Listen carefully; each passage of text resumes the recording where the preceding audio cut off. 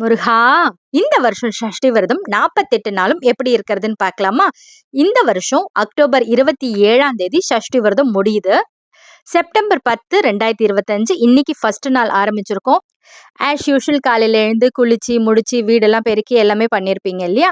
உங்களுக்கு மார்னிங்கோ இல்ல ஈவினிங்கோ எப்ப டைம் கிடைக்குதோ, வேலோ, முருகரோ எது கிடைக்குதோ, உங்க வீட்ல யார் இருக்காங்களோ அவங்கள தூக்கி ஒரு மணையில உட்கார வைங்க.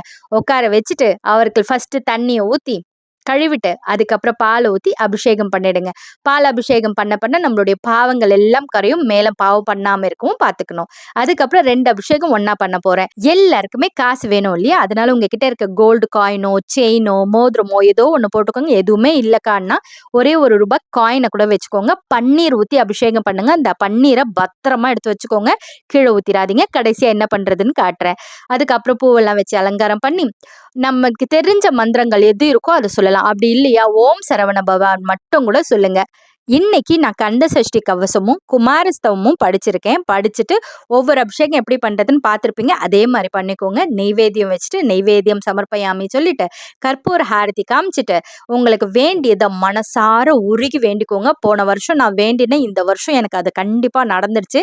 அதே மாதிரி உங்களுக்கும் எல்லாமே நடக்கும் முருகர் அருளால. இப்பதான் மிகப்பெரிய சீக்ரெட் இருக்கு. அந்த பன்னீர் எடுத்து வச்சோம்ல, அது நம்ம தலை மேல தெளிச்சுட்டு, வீட்ல இருக்கிறவங்க மேல தெளிச்சுட்டு, வீடு ஃபுல்லா தெளிச்சிருங்க. நெறைய மிராக்கிள்ஸ் நடக்கும். நீங்களே பார்ப்பீங்க.